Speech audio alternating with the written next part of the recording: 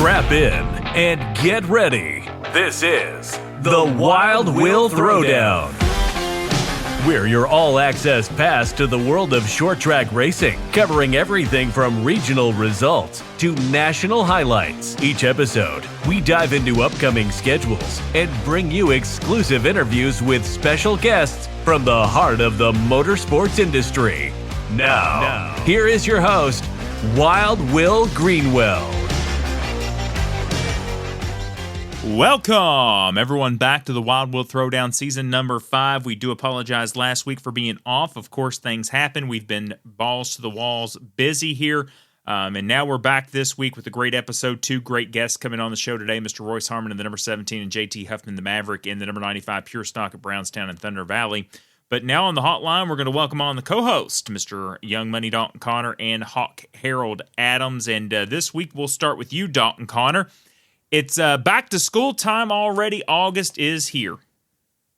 Yeah, that's crazy. I mean, for my work, I'm always driving around account to account and passing school zones and all that stuff. And man, I loved when it was summer. No school zones. You could get shit done quick. Now you got to go about 20 on every other road, it seems like. So get just school out of here. I hated it when I was in it, and I hate it when I'm out of it. Caution flag every time with those yellow flags or those yellow lights flashing. You know you're in racing when you think of them as caution flags. You know that's the bad part about it. You see the caution flags blinking. Hey, I wish they were speed drum cautions. I could just blow right through it. Well, you could, but there may be some penalties. Wouldn't be too good. You don't want those penalties. No, probably then not. the red lights be flashing coming after you. That's it. That's the penalties. So, hey, what can you do? Mr. Hawk Harold Adams, you've been busy around the area. We'll kick it off with the weekend recap. You were at the Sportsdrome Speedway this past Saturday night and Friday night. Yeah, we had KKR night Friday, fan appreciation night. You know, it was free admission and everything. It was a big crowd. So that was a very successful thing. And can you believe it stayed dry Friday and Saturday and even Sunday? We'll get into that. But, yeah. We got in a full weekend of racing, and Saturday was very, very entertaining as well as always. So, and then like I said, me and you took a little road trip Sunday, so it was a good weekend. Yeah, it was a great weekend of racing. You know, Friday night I had a date night with my wife. You know, sometimes when I have a chance to not do the racing thing because I go from March all the way until through October. Now this year, November. So when I have a date night here and there, we'll plan there, and I'm going to take it off. I have some coverage, but man, it was a great time Friday night. Saturday night, I was at the Thunder Valley Raceway in Salem, Indiana. It was a great night of racing action, very hot night of racing, but it is August, right? We always act like, well, why is it so hot out? Well, it's August. It's supposed to be. And then you and I took a trip to Windy Hollow Speedway on Sunday afternoon to watch some great racing. I want to give them some props real quick because they ran an efficient program. We're going to talk about that here in a second before your topic of the week. But Harold Adams, you were at the Sportsdrome Speedway this Saturday. Yeah, it was a good night. They had the Big Tom Dealey memorial race for Big Tom Dealey. He's been in the racing for years and years, ran the Moby Dick restaurants in the area. So it was the 5th annual race for his memorial, and it's always a good thing here. And it was great to see Marcus Elliott win his first Tom Dealey memorial race there, 67 lapper. Yeah, congratulations to him and all the winners at Sportsdrome Speedway. But gentlemen, Dalton Connor, were you racing anywhere this past week? I was not. Again? What in the world? I know. Lazy again? Yes, lazy again. 5 weeks or something now. But no, we actually still had fun though. We talked. I don't even know when we got them, our side by sides, a couple months ago or so, I guess. We actually took them out to Haspin Acres in Laurel, Indiana, for their first trip out. So nice. It was a blast. So me, my girlfriend, my brother, and my dad, we all went. So it was a good time. Well, that's great. I mean, honestly, you need that every now and then. I mean, you are now in a month and maybe a week, but sometimes we need a longer vacation. But I'm telling you guys, what a great weekend it was. I want to talk about something, Harold Adams, real quick. The efficiency at Windy Hollow Speedway, we saw 6 or 7 divisions or so. I think 6 divisions. Talk about the hot lap situation, Harold Adams. You brought that to my attention, and it was true what we saw. Talk about their hot lap format. Okay. I'll just stay silent. There it is. There it is in a nutshell. Well, I mean, elaborate a little bit on that, because I know the pun, I know the joke, but yeah, talk about it. Well, it was just, we looked at each other like what is going on here? Like, they were prepping the track and everything, and they had a driver's meeting. We was looking at the schedule. They was going to have some qualifying for 2 divisions, mini stocks and street stocks. Yep. So we figured, okay, they're getting ready to go out there and, do the practices like they do, usually 2 laps per, division. Yeah. And they was like, okay, we're getting ready for qualifying now. And like 2 of the street stocks or whatever jumped out there, and they immediately give them the green flag as soon as they get out there. It's like, this is the first time any race car has been on the track all night, and they go straight to qualifying. It was just mind-boggling to us. Think about that. You had the whole season of practice. You get preseason practice. But on the racetrack, I mean, think about how many people would bitch about that every other racetrack. Dalton Connor, think about that. No practice. I would probably bitch about it. Of course you would. But I mean, if everybody's just going straight out, I mean, screw it. I guess send them out, see what happens. But I mean, you said, Will, you said they must have been very confident on how the track condition was, because I mean, they didn't even have to work it in, with any packing it in with cars. Now, what did the track look like to you guys, though? Like, what did you see? Was it too wet, too dry? What was it? Well, Will, they looked pretty good, didn't it, Will? Yeah, that's what I was going to say. I mean, you had a little bit of track work. So here's what they did. Basically, the Cruiser Street stocks went out to qualify the mini stocks because they had a 1,000-win special. That's the only 2 divisions that got to qualify. Everyone else went straight into the heat races. So what they did was, after every division circled around for their heat races, they would bring the A truck out, roll it in, basically roll the high side in wherever the track was kind of going out a little bit, trying to make a groove to the top side. And basically, you'd go right into the next heat race. They had them doubled up already on the back stretch coming out of the pit gate, already coming to one to go. I mean, it was a phenomenal efficiency. I've never seen a track more efficient.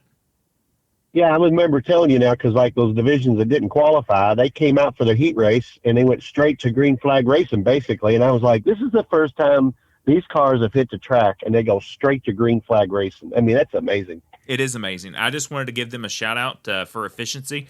Moved the program along for a Sunday night. It did good.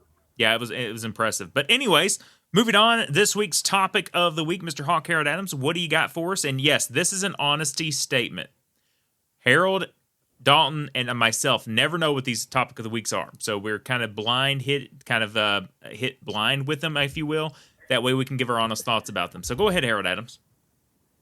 Yeah, not exactly what we were just talking about. Was sort of going to include Windy Hollow there, and we've probably talked about this before. We've always hit on different subjects, and it's always good to kind of revisit some things. But looking at that, the way they were doing it, and we was talking about the features and stuff and how they all went down, but it's like, okay, what is the best way to do lineups? I mean, we was talking about this, like they didn't even qualify. So I'm assuming they just drew for heat race spots. And then of course, as they do on most dirt tracks, they do the lineup for the feature based off of your heat wins. But a lot of times we see that, and like a lot of tracks do that, and you got your guys that come to the top at the heat, and they start in the front of the feature. And if it's a dominating guy, he just sort of takes off. We've seen a lot of not so good racing for the win last night because of the way the lineups is. And I know sometimes it works good, sometimes it works bad. Now, that's the one thing we talk about Sportsdrome. They use that average points per night. I think, Speedrome does sort of the same thing. That's where, you got your best average cars, basically your points leader, in the back of the field. And so all your heavy hitters are back there, and they've got to push their way to the front, which makes for outstanding action for the fans. Maybe the drivers not so much, because, like this week we heard some squabbling from the Sportsdrome people, about people being wrecked and so on and so forth. And that basically comes down to how the lineups is. So, like Dalton, I mean, as a racer, I know you won, you won a lot of races. And so I think you like to kind of start up front because, that's where you want to be. But I mean, basically, what are you thinking there on the lineups? I mean, do you like to come from the back to the front, or would you rather just start in the front and take off? I mean, it always means more coming from the back to win or run good. You know what I mean? It's more impressive, I guess I should say. But the right lineup situation, I mean, I don't really know. I feel like I've done them every way. Like you qualify and then you do an invert on the qualifying, or you pill draw. Like at Anderson one time in my legend car, their timing loop went down, so we didn't get practice times, didn't get qualifying times, had no times for the day. Now we got to hit the track, but it was just a stopwatch kind of deal. And all we had to do for feature starting positions was I think there was 25 legend cars there. They put chips 1 through 25 and had all the legend drivers go up, and the same for every other class for that night. They drew a pill, and that's where you started. So I feel like I've done it every way. Like heat races, you race it for like dirt. If you win the first heat, you're on the pole for the feature. I mean, there's so many different things and ways you can do it. Personally, I like how like the CRA, HRA, street stock, and late models do it. Late models may be a little bit different. Some races they do like a top 8 in qualifying, go to the front stretch and do a redraw, I guess. Yeah. So like if you race quick, you can go pole, whatever. You just do a redraw for top 8. See, I don't mind that. I feel like that's more like a dirt thing, I guess. I feel like you see more dirt races do that. Oh, yeah. And I don't mind it. Like the dome and stuff, the couple of years I've went to the dome, that it's just like that. For that's an entertainment factor, I guess. That's exciting for the fans because it's another time you get to see the driver. Dramatic, doesn't it? Yeah, exactly. So the right situation, I don't know. I guess it just depends. I don't know if there is one. I don't think there's a right answer to that. It's all circumstantial and I guess opinion based. But personally, I like the CRA, HRA street stocks where you practice, whatever, you qualify, everybody qualifies, and then I believe the inverts 5 through half the field. So I don't mind that. Honestly, I wouldn't mind if they did 1 through 20 or however many, 1 through the field. I wouldn't mind that either. It's luck of the draw, I guess. So you don't have people sandbagging. You don't have people. I don't know. I like that personally. So I'll pass it to you, Will. What do you think? Well, I mean, there's no real right answer for this. Back in the day, I mean, they qualified. It was all qualified. And then you had your guys that started the evolution of it dominating everything. And then they were like, well, this is not really fair. Every week we come and the top guys dominate. They're going to set fast time, and that's how it's going to be. And so then you go to the big inverts, and then you look at let's do a total invert. And the fast guys have to climb through the field. And then it became a show thing where, we're doing this to put on a show for the fans. That way it's not a blowout.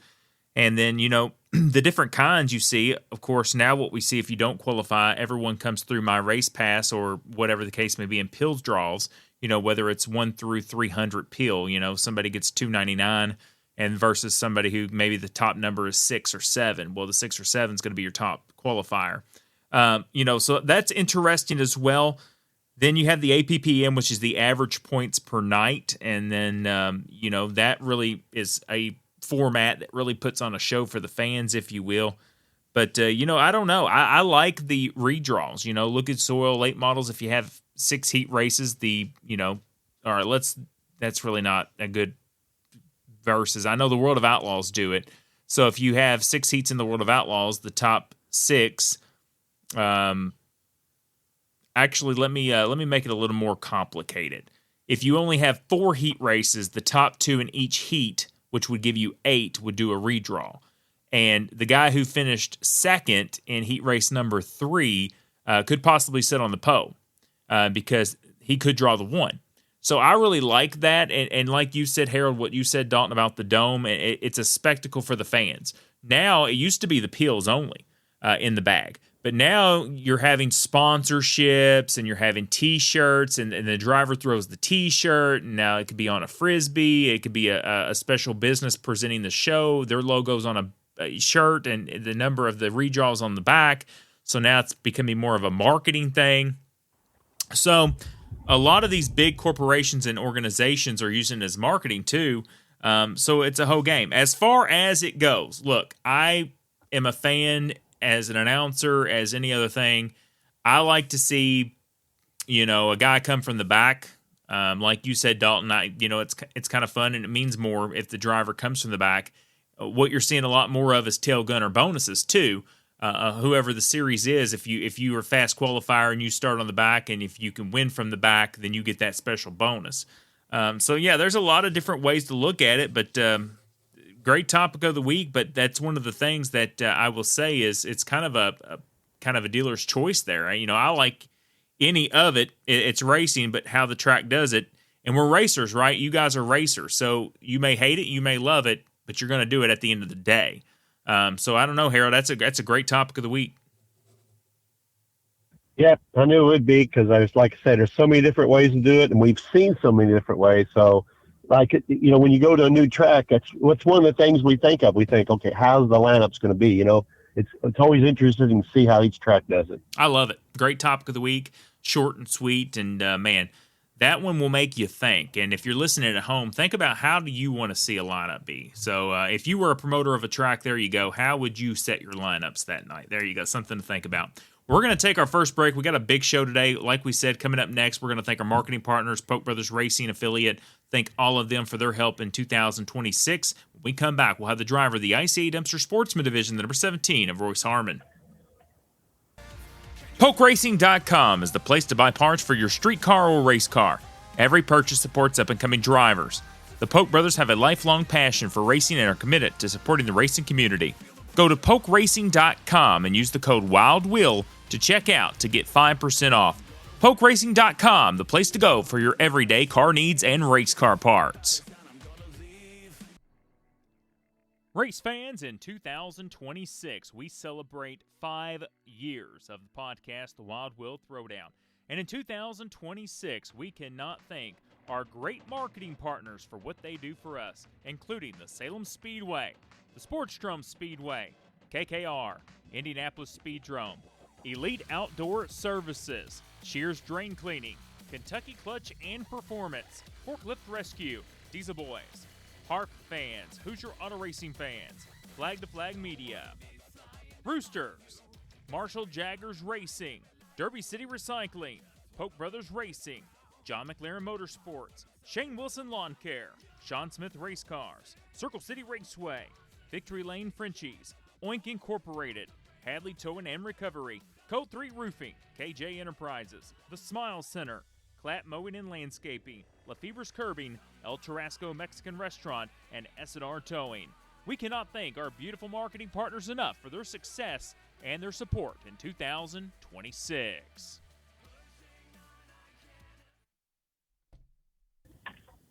And welcome back to the Wild Will Throwdown season number 5. Of course, supporting Indy Warrior Partnership, giving back to homeless veterans. And now on the hotline, champion at the Sports Drum Speedway, competes in the ICA Dumpster Sportsman division. We welcome, of course, the last name a lot of us in this area know, the Harmon name, Mr. Royce Harmon. Royce, thanks for taking the time to join us this week, buddy.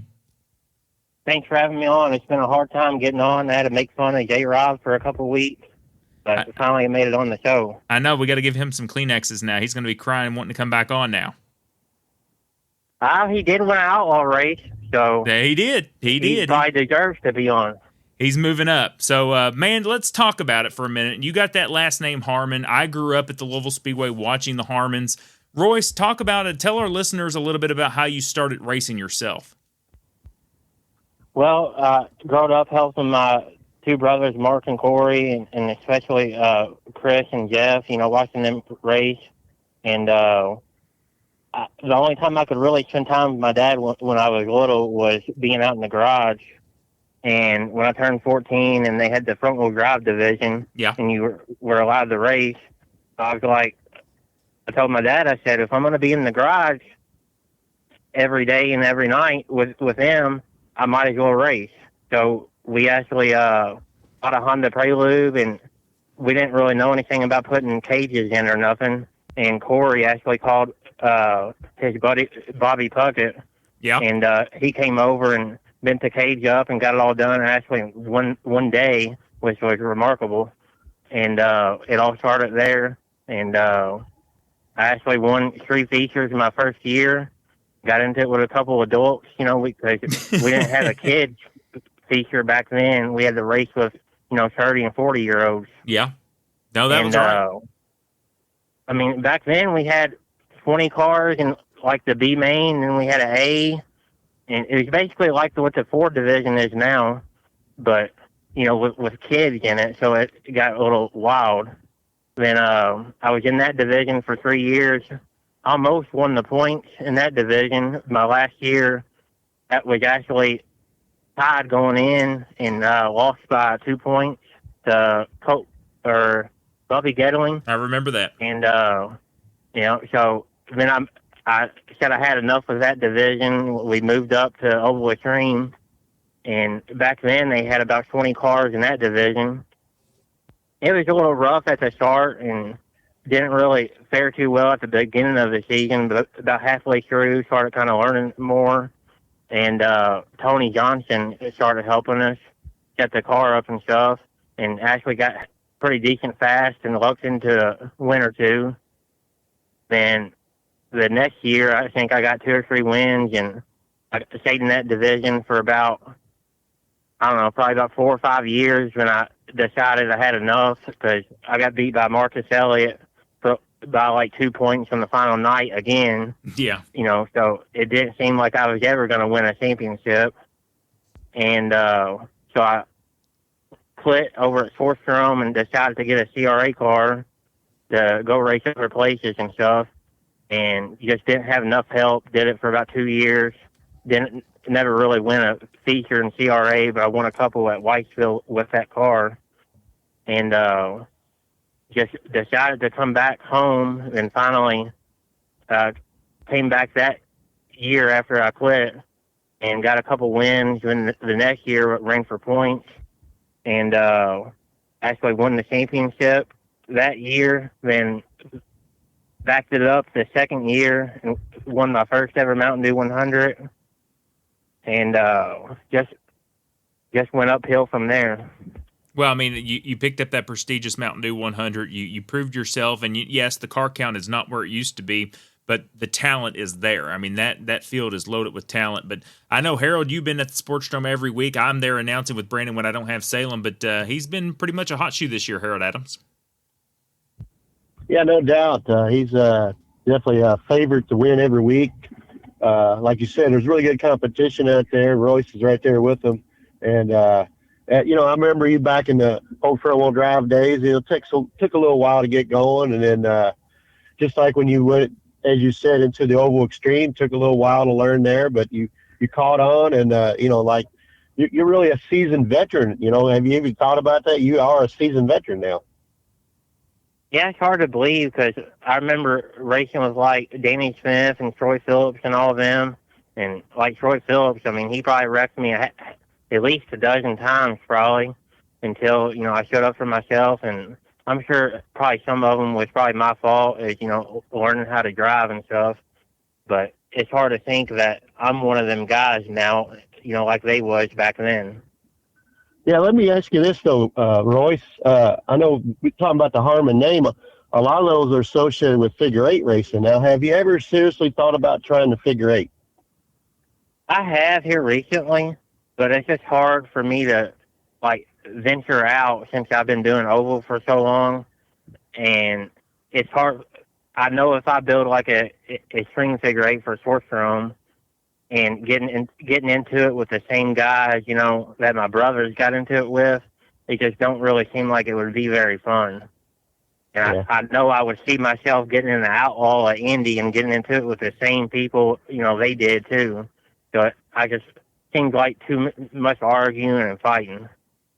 No, I get it. And that's a good point by you and good point by Harold Adams. But Dalton, what do you got for him? Yeah, so I was actually going to ask about the figure 8 stuff if you ever had any interest or not, but since no figure 8, I mean, is there a kind of car or class that you would like to get into at some point before you're done? I think next year I'm going to run for Dallas Green in the open modified division. Oh, nice. Anderson in Nashville and stuff.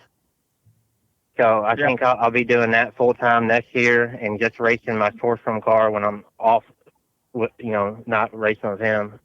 Yeah, I'll tell you, running my modified is some of the most fun because modifieds are booming right now. You can take them literally anywhere from Michigan all the way down to Florida, all the way to California. I mean, you can literally go to any state and race them, which with fairly similar rules, I guess. I mean, Anderson and stuff, you're going to run like conventional AFCOs and Pro Shocks, and then obviously Nashville, you'll be on bump stops. But yeah, you'll have fun in modifieds for sure.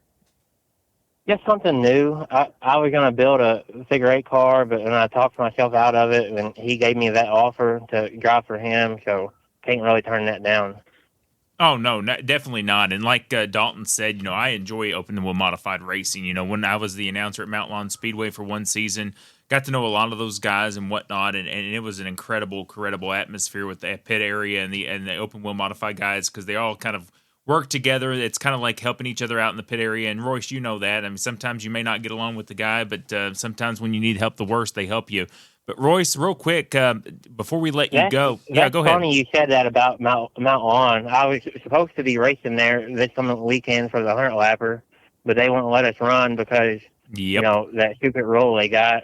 But I don't agree with that rule. It just really sucks because he was going to take the car this past weekend. They had a race and they canceled it because they didn't have no staff to open the track up. If they don't have no staff, why don't they just go on and make it open for everybody? I agree.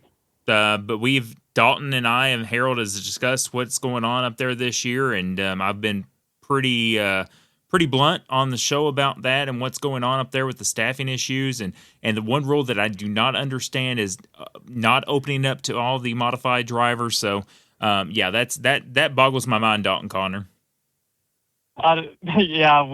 That's a whole other can of worms that we've opened up plenty of times.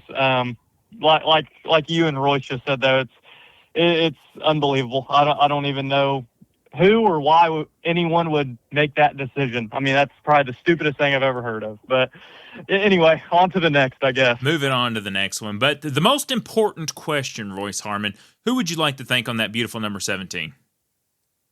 I got to thank my mom and dad. I mean, my dad raced for probably 35, 40 years in figure 8. And my brothers, Mark and Corey, I wouldn't be racing today if it probably wasn't for Corey. He helped me basically my whole racing career. And Bobby Puckett and Bobby Parsley, they both helped me a lot. And my cousin Chris over at Kentucky Clutch, I actually worked for him, been there for about 11 years now. Excellent. So he helps out a lot. And I got to thank B&R Speed Shop. Murray builds just a hell of an engine. Yes, he does. Actually, my Uncle Ranch builds them, and Murray does the machine work. I got to thank Ranch. Once my dad got sick a couple of years ago, he had a couple of strokes. Yeah. And he couldn't really do anything on the racing program. And Ranch, he stepped up big time, and I wouldn't be able to race at all if it wasn't for him. I do a lot of the mechanic work now, but like anything, like engine related or something I don't know anything about, he comes over and takes care of it. That's awesome. I got to thank Trading Sliders Podcast, Harper's Custom Fabrication Machine, S&S Fabrication, Sean Smith. Anytime I need a loan, anything to get to the racetrack, he always loans me some money to get there. Yeah, Sean's great. And always helps me on setup and stuff, too. Don't nobody be calling him now for no setup work. Oh, He'll be giving out my stuff to everybody. Yeah, no kidding. But, man, I tell you what. It'd be 2,500-pound screens laying everywhere in the pits. You ain't kidding, and I could just see that happening right now. But, Royce, anything real quick before we let you go that you'd like to tell your supporters out there? No, just thanks for supporting me, and if you're booing me, I appreciate it. If you're clapping, I appreciate you too. Well, there he is, Royce Harmon, the driver of the number 17.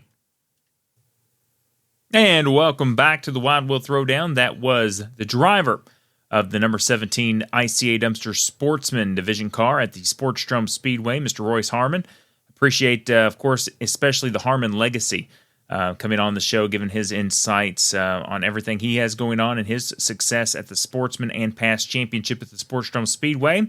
We're going to go right into thanking our marketing partners, and we'll be back with the driver that picked up his win this past Saturday night at the Thunder Valley Raceway. The Maverick, J.T Huffman, going to join us next here on the Wild Will Throwdown. And welcome back to the Wild Will Throwdown. Now on the hotline, the Maverick, Mr. J.T Huffman. J.T Huffman, you've been on the show before, but thanks for joining us back again. Oh, thanks for having me. I love coming on. Yeah, absolutely, JT. For our new listeners, it's been a long time since you've been on. Talk to them a little bit about how you started racing. Well, I'm a third-generation race car driver.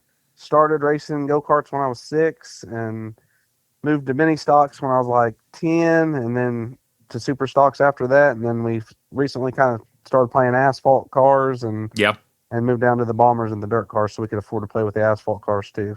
Nothing wrong with that. Now, you've been competing a lot at the Brownstown Speedway. Talk about how that's been in 2026 so far.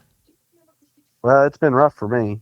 We've broke about everything you can break. When we finish, we seem to be in the top 5 every time. It's just getting the finishes, and we've pushing these stock GM frames to the max, making them do things they weren't designed to do. Sure. And it's just tearing other stuff up along the way. But we got Brad up there leading point, or close to leading points, so we're trying to get him a championship, and I'm kind of just the backup car for him now. Yeah, and talk about a little bit, after Brownstown Speedway, of course, you guys promoted a show at Thunder Valley Speedway last year, I should say Raceway, and it was a huge success. Now coming on to 2026, of course, Brent and Melissa from Salem Speedway trying to research Thunder Valley Raceway, getting that track where it needs to be. Of course, they fought Mother Nature this past week with the dry temperatures and the heat and stuff. But talk about what it's been like before we get into your win, what it's been like to race back at Thunder Valley Raceway for almost half a full season. Yeah, so that was our second real race up there. It rained our first one out. Yep. It's been that place is home to me, so it's special to me anytime I get to go up there. We've ran good both times. I should have won both times. I screwed up the first time and hit a tire all by myself, and then we were able to grab the win this past weekend. But that place is always special to me, and they're learning and trying to do the best they can. I'm hoping we can get it figured out to where we get 2 or 3 lines like it used to be, so we can put on a little better show. But they're learning and they're doing the best they can, and it's hard to make decisions when it looks like it's going to rain and then it doesn't rain, or when it looks like it's not going to rain and then it does rain. So they've just been fighting that, and they're learning as they go, and it's just, you're going to have bumps in the road. Yeah, and from my experience as Director of Operations at Circle City Raceway, and you know this, learning a dirt track, promoting a dirt track is not an overnight thing. You guys actually promoted one last year. Talk about that experience. I mean, it's not easy work, right? Yeah, I have no desire to do that ever again. That was way more work than fun. And if it wasn't Thunder Valley, I wouldn't have done it at all. But it kind of just got through on me there, and we grabbed the reins, and I called some buddies, and we did the best we could. And we were just very blessed to have the turnout we did and the people that came to support it, because I wasn't expecting that, 110 race cars and in 4 classes, and we just packed everything, and the grandstands packed up. It was something that I'll be grateful for forever, just for the people that helped and the people that showed up to help put it back on the map. Well, people respect you guys, and I've seen that, and I know they support anything you do as far as promoting and trying to bring racing back. Anytime someone tries to bring a racetrack back that's closed or kind of went downhill a little bit, they always give my respect.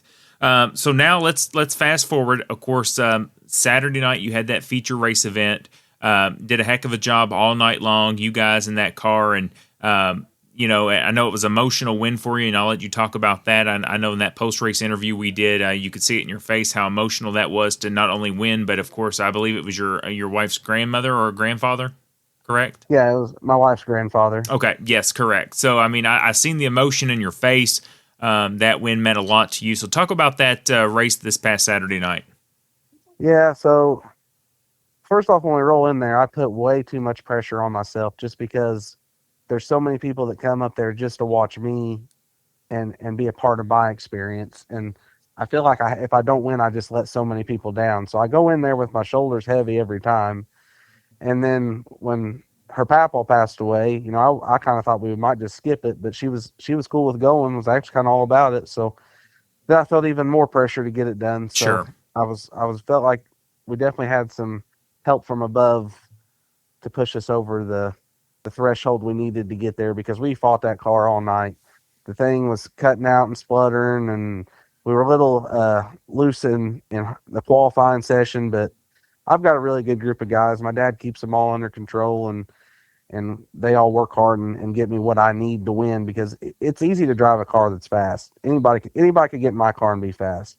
I'm just the lucky guy that gets to drive it. No, that's awesome. And good point. I mean, talking about pressure, anytime, something like that happens, the pressure is on, and, it's kind of a testament to you, as well as putting your focus to something that once you put that helmet on, it's go time. And I know that you were thinking a lot about that this past Saturday. Before we let you thank your sponsors, I want to let you give a time to talk about your guys, our partner here, Flag to Flag Media, your guys' show, of course, you guys do on Tuesday nights at 8 o'clock. Tell our listeners where they can find that at, because I always kind of pitch you guys, your logos on our shirts and whatnot, and I know our logo is there. So, that's a great show you guys do on Tuesday nights. Yeah, we do it every other Tuesday. It's at Flag to Flag Media. It's on YouTube or on Facebook. You can watch on either one live and comment. It's different than most podcasts because it's the viewers get to be involved with comment. Yes. And we read every comment and we engage with the viewers, and that's what makes the show good. And we're lucky enough that we get 50 to 100 live viewers every show, and it gets a lot more views than that. But the people commenting is what makes our show unique and makes it fun. 100%. And we just cover local Southern Indiana racing. We might talk about a national race or something, but there's plenty of guys covering that stuff. Yes. So we like to cover our guys that are out here busting butts and putting in the 40-hour work week and then working another 30 hours on race cars, not doing it for a living. Those are the true heroes of our short track racing region, that's for sure. But JT, before I let you go, buddy, who would you like to thank? I know I gave you a chance to thank your partners this past Saturday, but now this one kind of a wide range of listeners. So who would you like to thank on that number 95? Yeah, I'm very blessed to have lucky a ton of partners. Bob and Kev's Barbecue, Hughes Taylor Funeral Home, ABC Garage Door, Main Street Realtors, Livers Motorsports, Wilcox Towing and Recovery, the Lawrence Family, Mama Rose's, Rex Jackson's Tune Up, Hollywood Hills Farm, Club 92 Race Cars, Bogda's Performance, Alexander Ranch, P3 Graphics, Terry Cummins Race Engines, Flag to Flag Media, Redline Race Fuels, Corbin Top Financial, Midnight Sports Gear, Robbie Meadows, Night Stalker Fab, Case Bolt Racing, and Wilson Logging. That's a crazy amount of stuff to fit on my car every year, but it would not be anywhere close to possible without those guys coming on board every year. And they're not just sponsors. I mean, they're all friends and partners and just great people. No, that's excellent. I know you got a lot of good marketing partners, and I'm sure you have a busy rest of the 2026 season. So is the plan to compete kind of regional still and local? I mean, Brownstown Speedway and Thunder Valley for the remaining season? Well, the main goal at Club 92 is to get that 5K, the Brownstown Championship. Yeah. He hasn't won a championship yet, and we want to get that hit for him. And then we're going to run Thunder Valley every pure stock race, and then I'll probably finish Brownstown. Right now I'm leaning towards running the Spooky 200. We're building a brand new Crown Vic for the Spooky. Excellent. So we should have a car up there for that, hopefully. And just chase some local stuff. We'll be at Bloomington here in a couple weeks, so just Southern Indiana. There you go. Well, JT, the Maverick, I appreciate you coming on, giving us time, and giving us the insight on your schedule and your racing career and stuff, buddy. So anytime you're welcome on the show, and we appreciate you. Hey, I'm always honored to be on your show, Will. You do a great job, and thanks for having us. Hey, Wild Will Throwdown fans, Will Greenwell here. If you're into all types of racing like I am, then you need to check out the all-new Flag to Flag Media show each and every Tuesday at 8 p.m. on Facebook and YouTube. Just go to Flag to Flag Media, that's Flag, the number 2, Flag Media on Facebook, and give them a like, or YouTube and subscribe. They will cover all of your dirt racing needs around the region. Flag to Flag Media. Check them out. And that was the driver of the number 95, Mr. J.T. Huffman. And J.T. Huffman picked up that win at Thunder Valley Raceway this past Saturday night. A very emotional win for that driver. Well, gentlemen, here we are. We've reached the segment with the upcoming schedule. Another big weekend of racing coming up in our region. We're going to kick it off, Dalton Connor, where you and I will be this Saturday night, the Joe James Pat O'Connor Memorial for the 500 Sprint Car Tour, along with the Kenya Midgets and Modifieds. Dalton Connor, it's going to feel different for you after a week or a month and 1 week to get back in the race car. Yeah, I feel like I'm going to be rusty. No, I'm just kidding. I hope it's going to be just natural, getting right back in it. So last time I was at Salem, I won. Yep. First ever win. You guys were there for that. So it was Harold? I can't remember. Harold was, weren't you? No, I don't think I've seen you win. Yeah, Sportstrom probably. But at least Will was. Will got to do my interview for my first ever Salem win. So hopefully I can double up and he can do my second one too. We'll find out. I tell you what, it's going to be a competition this weekend. You picked up your first win, and it was a battle with Chuck Barnes Jr. that whole race. And, man, congratulations on that. You two great competitors. And, yeah, it's going to be interesting. You are coming in as the defending modified winner of that race, and it's going to be great to see. Harold Adams, where are you going to be at this weekend? Well, Saturday night, be back at the Sportsdrome, and the Ford Ovals, which always put on a great show week in, week out there, they get a special this week. The Walker Mechanical Twin 25s, they'll qualify and all that stuff, and they'll put so many in the A and then the rest of them in the B, and each the A and the B both will have a Twin 25. So it's like two separate big races there, along with also be seeing the TNT screen print modified figure 8, the Ford figure 8. And I think Powder Puff is on the docket this week. So another big week there. Well, awesome. It's going to be a great week at the Sportstrom Speedway as well. The Indianapolis Speedrome has a big doubleheader this weekend. Friday night, the Junior Fast Karts, the Senior Fast Karts, the Ford Oval, Ford 8 Young Guns Season Championship going to be taking place. Also on Saturday night, August the 15th, the third annual King Kenny Old School Classic for the Outlaws. 25-lap oval feature, 50-lap figure 8 feature. Then the factory front-wheel drives, the INX Legend cars, and the Mini Outlaws are going to be on hand. Plymouth Motor Speedway, August the 15th, going to be the Grand Slam Braden Ross Memorial for the Outlaw late models, the Street Stocks, the Factory Fords, and the Hornets. And then Anderson Speedway, going to take the weekend off this weekend, just had the National Crown. The Brownstown Speedway back in action this week. Of course, the Kerry Rule Memorial at the Indiana Pro late models, the Super Stocks, Pure Stocks, Crown Vic, and Hornets. Florence Speedway taking the weekend off after having the Sunoco Race Fuels North-South 100. Big congratulations to Josh Rice on that epic win with him and Jonathan Davenport. Lake Cumberland Speedway going to take the weekend off because a big one at the Richmond Raceway in Richmond, Kentucky. The Butterball Wardridge Memorial 12,059 win for the Ultimate Heart of America Super Late Models. Pro Late Models 2,059 to win. Modifieds, 1,259 to win, and Crown Vic's 559 to win, so make sure you go out to the Richmond Raceway if you're in the Lexington, Kentucky area. Bloomington Speedway going to have a huge night of action this Friday night, August the 14th. The Josh Burt Memorial 10,000 to win for the 410 non-wing sprint cars, Super Stocks, and the IMCA 305 sprint cars. Paragon Speedway this Saturday night, the Bailey Hicks Memorial, 410 sprint cars, Bombers, UMP Modified, UMP Hornets, and Lincoln Park going to take the weekend off. Tri-State Speedway, my buddy Kevin Bear in his series, the Midwest Thunder 410 Sprint Car Series, going to be 5,000 win with the MMSA Mini Sprints. And if you're into the drag racing straight line stuff, Ohio Valley Dragway, August the 14th, Streetcar Shootout, then August the 15th, Bracket Racing Double Points. Gentlemen, I can't believe it. Dalton, fall racing is approaching. I love it. I hate that we're this far into the season, let me say that. But fall time is my favorite time of the year. Just about to get to sweatshirt weather. There's nothing better. That just means the racetracks are all going to be fast. Well, you think of the iconic events coming up. I mean, for dirt, you have the World 100. For the figure eight fans, you have the 50th annual World 3-Hour Figure Eight Championship. You have the Fall Fun Fest at Thunder Valley. You have Brownstown Speedway ending their championship nights there. You have all these dirt tracks. You have these enduros coming up. I also call it enduro season. But after that, we go into indoor racing season. You have all your monster trucks, your demolition derbies inside Freedom Hall. You have all of that stuff, the Dome, Gateway Dirt Nationals.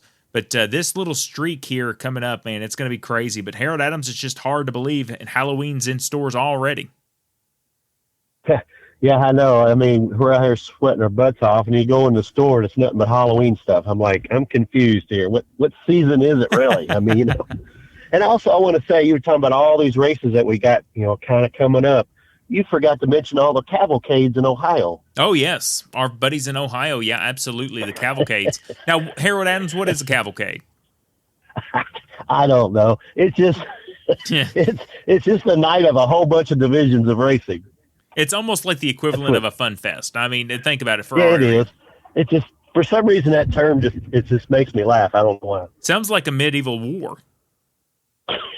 Well, it is probably some wars out there, but it is what it is. But that's what they're used to up there, so they can go with it. Well, I'll tell you what, the rest of August is loaded. Then September, we're starting to see season championships and special events. October, just full of fun racing. But, gentlemen, this week, what's your final thought? White flag moments. Dalton Connor, I'll send it to you. Well, like I said, you were there to interview me for my first Salem win, so I'm relying on you to help me get back to victory lane so I can see you for a second time this year. Harold, what about you, buddy? Well, like I said earlier, when we first started the show, we had a nice kind of a dry weekend. We got in racing. We never really thread of rain. And it's looking like rain a lot this week, and then it looks like it's clearing up for the weekend. So you know what? I think we've turned the corner on that trend, so it's looking good. There you go. And I want to give a big shout out for my final thoughts to Salem Speedway. It was announced that they are actually going to be the first time ever, this is history, a national series, the ARCA Menard Series, when they race there on September the 12th. They are going to be the first ever track to have a standalone ARCA Menard Series race on actual Fox TV broadcast at 8 p.m. on September the 12th.